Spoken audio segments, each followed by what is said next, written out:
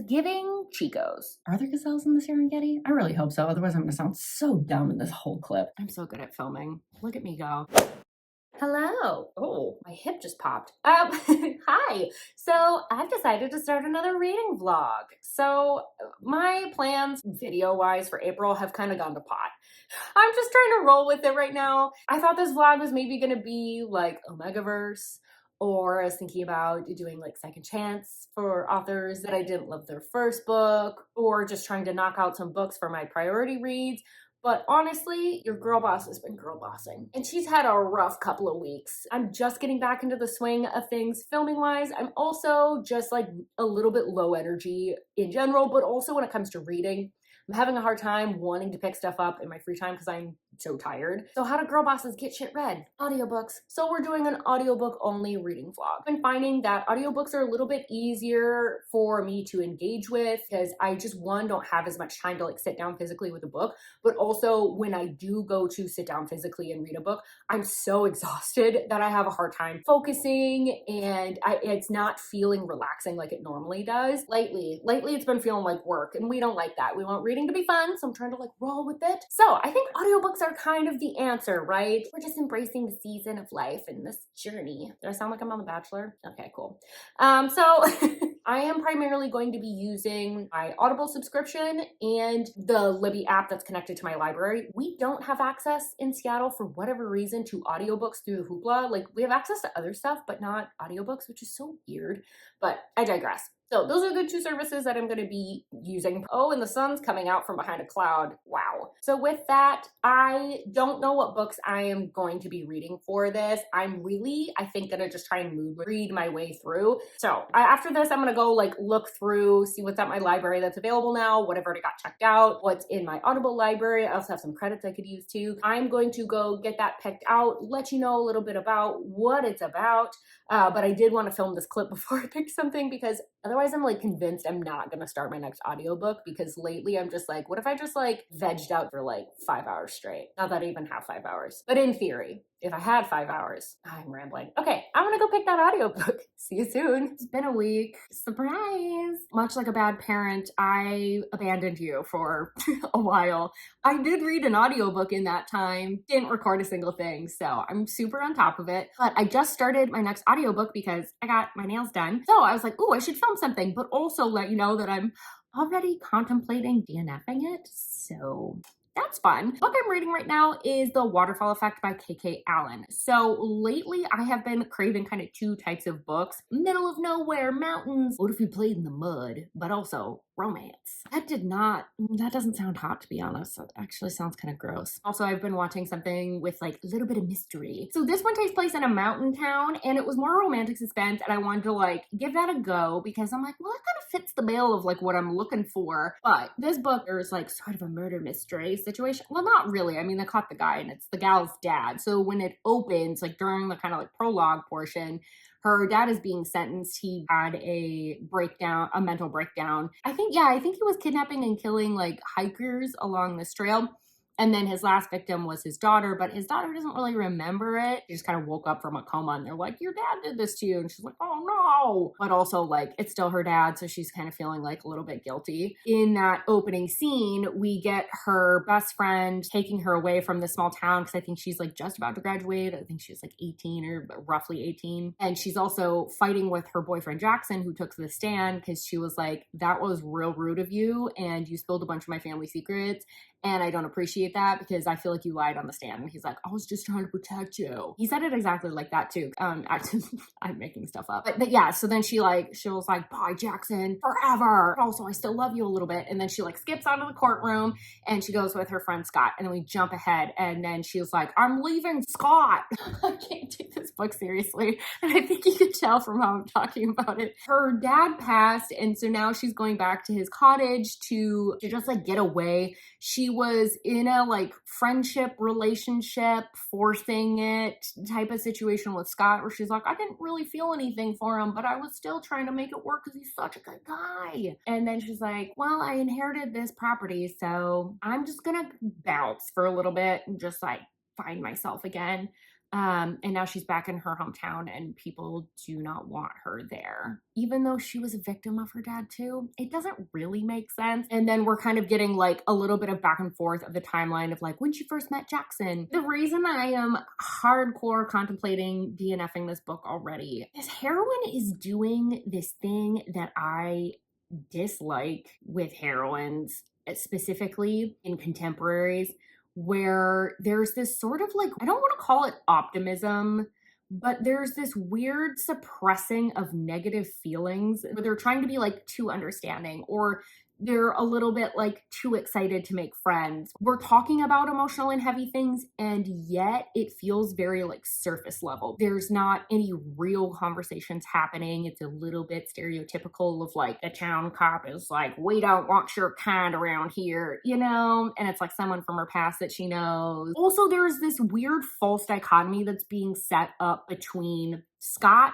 and Jackson. It either has to be the great love of Jackson, but also he betrayed me.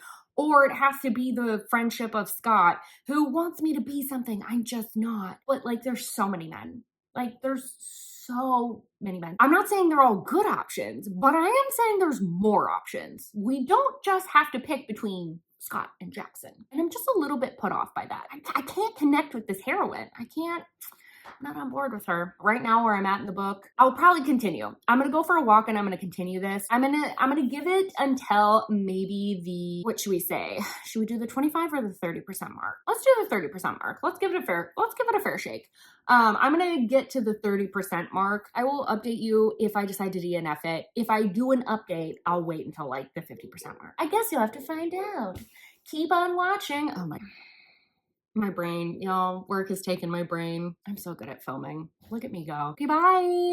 Hi. Fancy seeing you around these parts. So I'm gonna go ahead and DNF the waterfall effect. So look, I tried to connect to this heroine.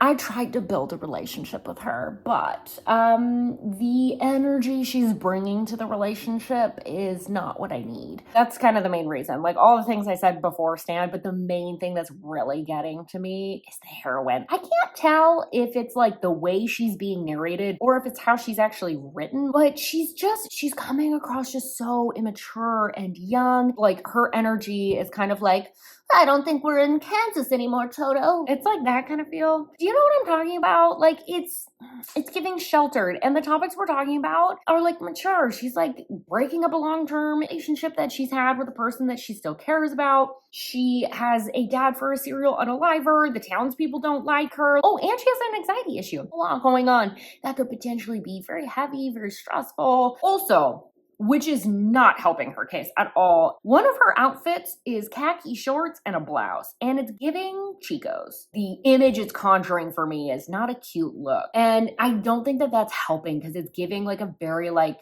a sheltered feel to her. So I think because of that, and because I don't want to continue to complain about this book, I'm going to DNF it. Also, helping me in my decision is my loan for the Butcher and the Blackbird, or Butcher and Blackbird. I never remember when to put those in titles, but that came in, so I'm really excited. I've been on hold for the audiobook forever. I don't know much about this book other than the two main characters are serial unalive that are in competition. They meet up once a year. It's something to that effect, but also like rom-com aspect. So I will keep you posted on how that's going. It's a short audiobook, so I hope it works for me because honestly, I just need to like read a book at this point since I didn't film the first one, and obviously that doesn't count towards the vlog. I am DNFing this one. Would that be terrible if I DNF'd this one too? Let's not put that out into the universe. Okay, I am going to go read. I'll let you know how it goes. See you soon. All right. Hello. I am back with some Edna Mode looking glasses. Do I regret purchasing them? Absolutely. Will I still be wearing them because I did in fact purchase them with my hard-earned money? Yes. I am now 50% into The Butcher and the Blackbird. I did realize after I was about like a quarter of the way in. He who shall not be named is one of the narrators, but I think because I'm getting it from my library, I can be forgiven for this oversight, right? We'll just keep that in mind. The premise is pretty much what I had summarized previously. It's two serial unalivers that go after the bad guys like Dexter style, and they end up crossing paths at one point. He ends up kind of getting her out of a sticky situation, and then they sort of like fangirl but pretend not to fangirl over each other. From there, they kind of develop this competition slash friendship. They do meet up every year for the competition, but they do have some like interactions in between sometimes. It is a fun premise. I will say that it's like definitely unique just because like the activities that they're doing, these situations they find themselves in are just like borderline ridiculous and a little bit over the top,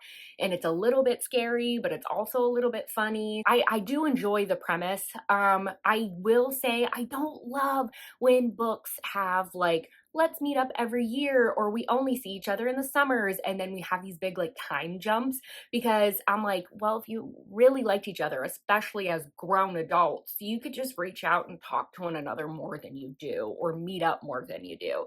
So like that part I'm kind of like about. I'm not a super big fan of the humor. I don't think it's like bad or anything like that. A lot of the banter is like everyday types of banter, but it's in these like gruesome, absurd situations. And so it's hinging on the absurdity of that, right? Like, we're talking over a dead body and you're critiquing how I gouged his eye out. Like it's that kind of stuff. It's kind of like a typical rom-com type of humor, which again, as I've said, not my favorite. I'm interested enough in the goings on that I don't mind it. I would say that my other complaint really is that the attraction, because they have a lot in common, right? Like their main hobby, they unalive people for funsies. They already have like a basis for like interaction, for a relationship, and it's not like a secret that or a hobby that they can really like widely advertise or share with people. So it's nice to have someone that gets it. So I'm like, I get that. I can see why they would be interested in one another. But like when they first met, oh my gosh,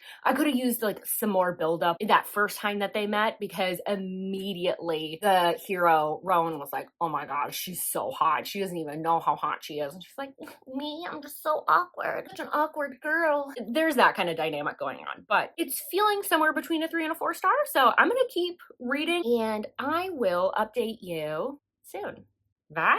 Okay, one other thing that I definitely forgot to say. This is definitely more akin to rom-com than a dark romance. And it's got quite a bit of body horror. So if that's not your thing, definitely don't read it, because they're talking kind of in depth about like slicing stuff open and things rotting. It has dark humor, but like it's definitely, because of the humor, leans more rom-com. That's all I came back to say. Oh, also something I just wanted to note about the audiobook as well. It is dual narration. Like the ladies say the ladies line and the guys always say the guys line regardless of whose chapter it is. But also they do like sound effects. And I have to admit, that is by far my least favorite part. It's a little weird because they don't tend to match the scenes too well. That doesn't make any sense. Like if they were like, oh, she's whimpering, then you'll just hear her like under his line, like the audio, and it's a little weird. Like either go full graphic audio or leave that out, because I can picture what whimpering is like,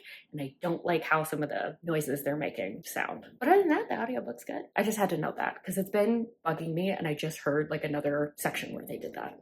Anyway, back to it. Hi. So I was just going to get ready for bed and I realized I haven't updated you on Butcher and Blackbird, so I should do that now before I lose all of my thoughts about it. I would say not a lot of my opinions changed about the story or the romance. It's very much dark romantic comedy, like think Zombieland, like that type of humor. I will say the epilogue was unique. I did hear from other people, from Monica on YouTube as Pardon This Book Addict. Actually, I think that's her Instagram handle too. Regardless, you can find her. You can figure it out. Sorry, my brain is like shutting down as I'm talking to you, so that's fun. She was like, the epilogue's very different. I'm curious if non-epilogue people like it. Can confirm, I did like it because it wasn't like Marriage and Babies, and it was actually really interesting, and it intrigued me for the next book.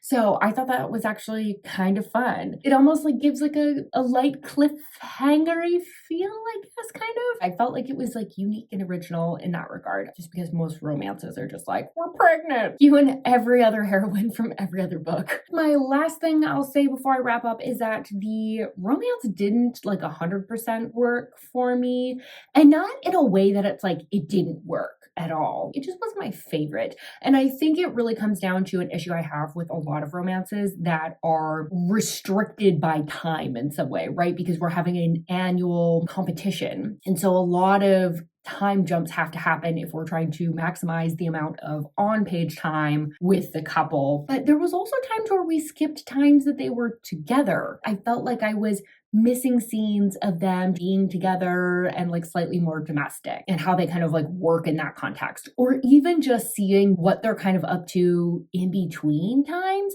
I just felt like I didn't have as much of the context as I needed, because we would just jump almost from year to year with a little bit of like, yeah, we texted a little bit and then it just sort of died off and I got busy. That's why I don't like those types of romances that are like, we meet up once a year or kind of like time restricted in that way. Hopefully that makes some amount of sense, because my brain is actively shutting down at the moment. So I think where I'm landing with this one is probably like a 3.5 stars, maybe a 4-star if I'm feeling generous, but I am on to my next book. And I was going to read the next Lila Sage book, but I started that and immediately was like, I think this is going to be a good palate cleanser book, but I don't think it's going to be one that I love. So I already switched, and I think I'm going to read, now I forgot what the book is called. Unbroken? Oh no, if that's not it, I'm gonna feel really dumb. Bye. I think it's Emma Scott. Oh my god, if I get both of these wrong, I'm gonna be so embarrassed. Well, I got the author name correct, so I'll give myself that, but it is Unbreakable, not Unbroken. So I guess that's a win in my book. In my defense, I haven't started the book, but I have been seeing this kind of pop up all over the place. Zay from Witty Reads was just posting about it last night that she was reading it. Nikki from Nikki and Bookland read it and really loved it, and so did Sam from Sam Reads a Little. So I was kind of like, hey, everyone's reading and loving this, and I'm hearing there's some good tension and some emotion. So I think I'm going to give that one a go, because I think I'm more likely to really enjoy that one versus just like getting through the Lila Sage just to like have read it for the vlog, if you know what I'm saying. All right, so that's where I'm at. I am going to go to bed because I am one tired gazelle. I've ran on the Serengeti and I'm ready to go to sleep. So, are there gazelles in the Serengeti? I really hope so. Otherwise, I'm going to sound so dumb in this whole clip. So I will get to reading and let you know what I'm thinking of that book. Great update, Baron. You're killing it. See you soon. Ooh, this is not a good angle, but we're going to work with it. Because it's been a couple of days and I've just been couch gremlin for the past several days, so I haven't had a chance to update you. The stress is starting to make me go a little bit crazy. So despite my utter disinterest in ever leaving the house, I'm forcing myself to, so I don't end up in a depression and anxiety spiral. So I'm getting ready to go have happy hour with one of my really good friends. I thought I'd update you quick because I want to be able to continue listening to this audiobook. I've kind of been taking it slow. I just haven't had time. And also I'm trying to prioritize an arc that I'm reading right now. You know, you can't do it all. Okay, so while I'm getting ready, so I wanted to update you about Unbroken. I don't remember the name of this book. So I knew vaguely what this was about, but I didn't refresh my memory at any point before picking it up. So I honestly didn't really remember what it was about, but I was quickly refreshed. Basically, what's going on is we have our heroine and she's like this prodigy litigator. So it sounds like her dad was also a lawyer,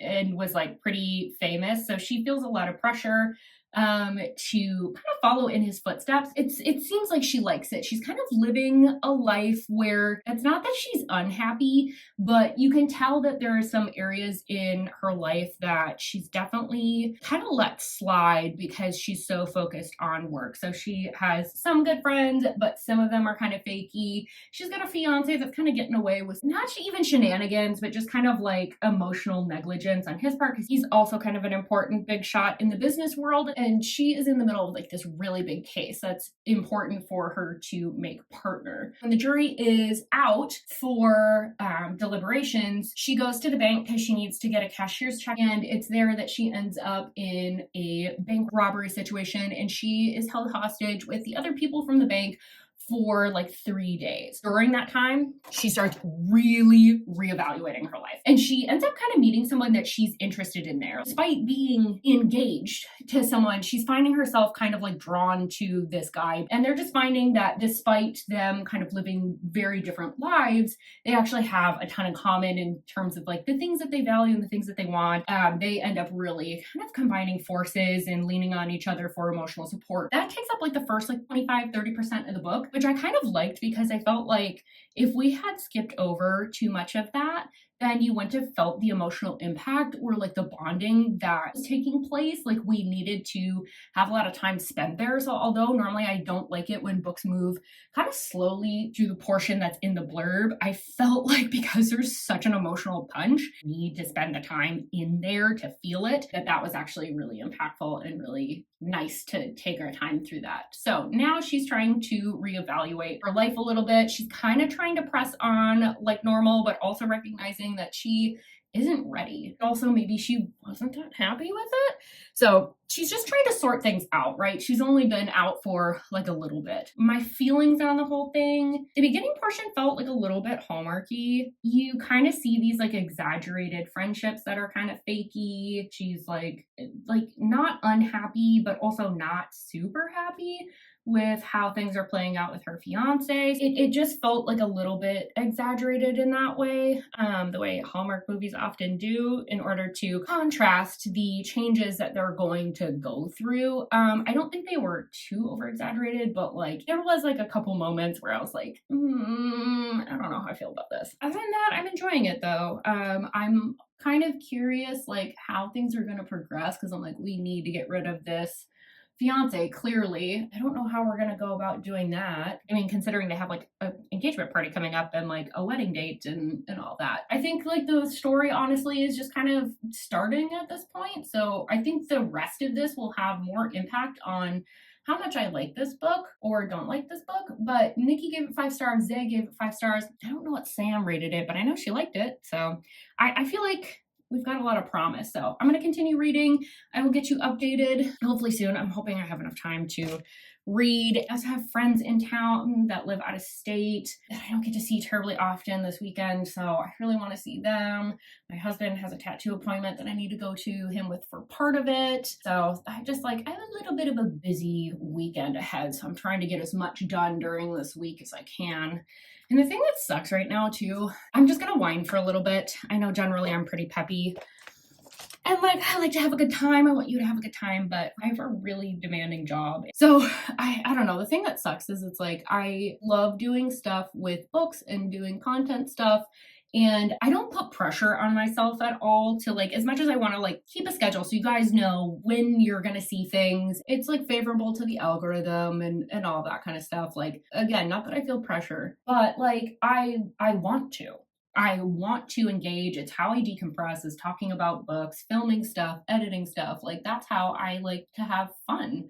It's like something I enjoy. It's hard because I know to keep my sanity, I can't post at certain points. Like I don't have the ability to film. I don't have the ability to edit, review. I don't even have the ability to read a lot of times. Oh, I just bumped you. I'm sorry about that. Just lost my train of thought. But basically right now I'm just kind of like struggling with the fact that like I want to engage. I know I need to step back from a lot of this in order to just like stay sane, stay alive. But also it sucks because like I'll open up Instagram and see all these things going on. I'm like, oh, I want to be doing that. I want to engage with that. Or someone will post a video and I'm like, oh, I want to have time to watch that. And I want to be supportive the way that they're supportive for me. And like just not having the ability to do that is like really defeating because it's like, I want to do it. I want to, and I just don't have the capacity. And that's just kind of like how things shake out sometimes because I never want to be one of those creators that's like, I never missed an upload, but also like I never slept for 4 years.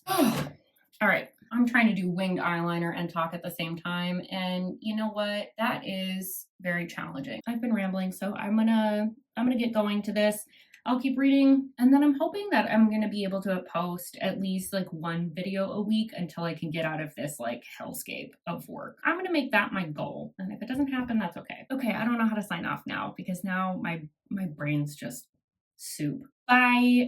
All right, hi. So I have finished the Emma Scott book finally, and I was gonna try and update you guys earlier, but life doing life things. I'm happy to report I actually had a really good time with this book. So I do have a couple issues, but I'll kind of give you the high level overview first. So interestingly, this almost kind of reminds me of a less dark and an emotional version almost of Still Beating, because the setup is kind of similar. So there's like big traumatic event, they become bonded because of that event, but there's also something sort of standing in their way. One of them's in a relationship preventing them from kind of getting together. And then over the course of the book, you watch that kind of resolve and eventually they come together. So it's kind of similar, but it feels like a more grown-up version of it. I mean, this is still like emotional, but it's not in the same way that that book is. That one's like pretty angsty and like more moody feeling, and I feel like the dark parts felt darker just because of the nature of the content a little bit.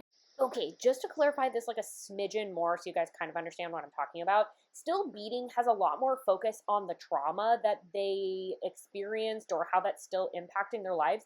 There was still some of that in this book, but there was a lot less emphasis. It was more about them just kind of like developing a relationship afterwards and how the bonding and trauma sort of informed that. So I think that's part of the reason that I liked it, is it's kind of got like a little bit of a similar feel. And I think that watching characters then make mistakes that maybe I wouldn't tolerate in other books makes more sense, because like the heroine stayed with her fiance for way too long. But I also like understood she didn't want to make like a quick like knee-jerk decision, and she still did have love for her fiance in just a different way. And actually I liked how everything played out with that fiance, even though I wish it had been kind of like resolved a little bit sooner. I liked that he wasn't like completely villainized. It was just like, there's these things that don't work, there's these things that are incompatible with us. I feel like sometimes when authors are writing a person that's kind of like in the way that main characters is staying with, they'll like do something to kind of completely villainize them, so then we're like, oh yeah, we hate him, and then we can kind of excuse everything. This just had like a very realistic and sort of more mature feel to it, despite the heroine, I think, really staying with fiance for way too long when she kind of knew that she was into the hero. I also actually enjoyed the epilogue, and I think I've finally figured out why I don't like epilogues. It's not just that they're all the same, I think I don't like how they're written. So this one was written almost like it was another chapter, like almost as if the book had continued. They cut all these chapters and then we just got like another chapter further along here. I liked that because I think the personality of the characters still came through, and I just got like another snippet, another little peek into their life, instead of what a lot of epilogues do, which is like, we've been together for so many years now, my mom eventually came around, where they're kind of like catching you up on everything. They didn't really do this. They just kind of like in conversation would bring things up, so you were getting the information but you weren't being told it so directly. So I actually really liked the epilogue. Also, it was on the longer side, so I don't know, maybe that worked in its favor. One thing that I'll say about the audiobook that I didn't like was that both the narrators do an accent in it that is very much not good for Vic, one of the hero's friends. He's Hispanic. Both narrators had a horrible accent. It was like borderline offensive in some parts. So just a heads up with that. That was like a little bit hard to get through. I mean, overall, I had a really good time with it. I think I'd rate this one like a 4-star. Like, I felt like this was like a really solid contemporary, and that makes me really happy. I've been finding that just generally contemporaries they've kind of lost their luster for me for some reason, and I haven't been able to identify why. So I'm hoping that this will maybe give me some clues as to what does work for me. But I think I'm gonna close things out here. If I can get this edited and up for you hopefully this same week. Appreciate y'all's patience and with the sporadic uploads and everything. So let me know if you've read any of these books. Let me know if you have any good audiobook recommendations, because I really need them right now, especially if they are through Audible membership. I would really, really appreciate that. I would love to hear anything that you guys got. But also let me know any audiobook recommendations, because I have been checking them out of my library like crazy lately. Don't forget to like this video if you liked it, subscribe if you want more content from me, and I really hope I see you on my next video, which will hopefully be in another week. Bye-bye!